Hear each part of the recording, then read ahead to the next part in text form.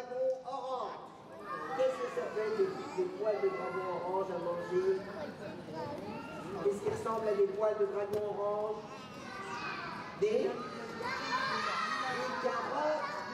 carottes râpées. Les élèves de Knutange sont venus assister à un spectacle à la salle Stirn. Madame Baroni, conseillère déléguée à la jeunesse et aux écoles, s'exprime sur les animations proposées aux enfants. Bonjour, c'est Madame Baroni, je suis conseillère déléguée à la ville, aux écoles et à la jeunesse. Comme tous les années, la municipalité offre un spectacle de Noël aux enfants scolarisés à Knutange.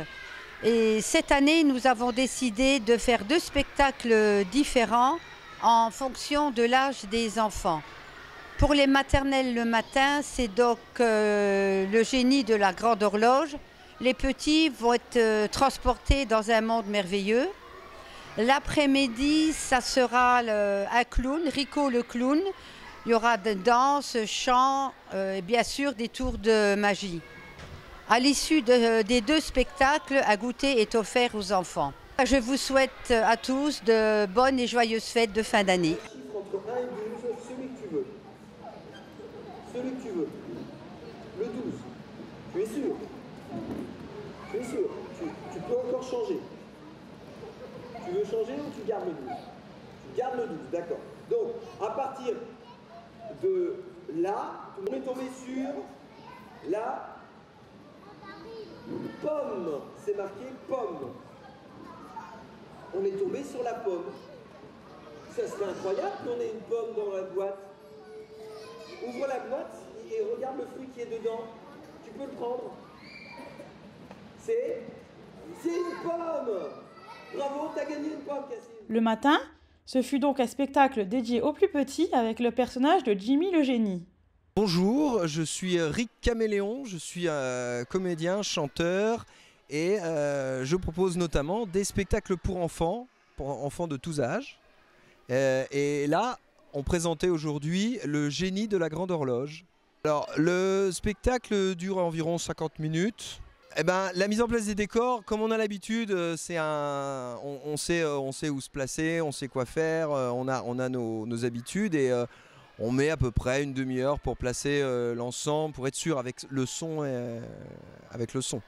Il a été écrit il y a, je ne sais plus, il y a au moins 10 ans qu'il a été écrit ce spectacle et il a été imaginé parce que, en fait, j'ai imaginé une histoire que j'avais envie que j'aurais eu envie de voir en tant qu'enfant.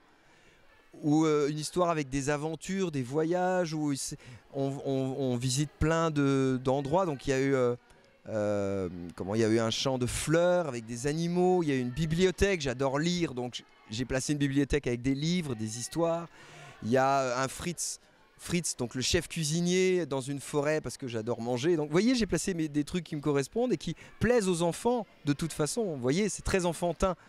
Et je voulais un personnage comme Jimmy qui est une espèce de voyageur, d'aventurier qui vient pour offrir aux enfants un dépaysement et leur offrir des occasions de réagir et d'agir au fur et à mesure de l'histoire. Moi, mon truc pour interpréter les personnages, c'est il y a deux particularités.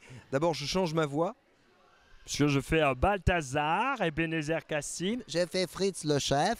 Et j'ai Marie la bibliothécaire. Donc vous voyez, je change ma voix pour différencier les personnages. Et puis j'ai toujours un élément de costume qui les différencie. Donc le chef, hop, la toque de cuisinier.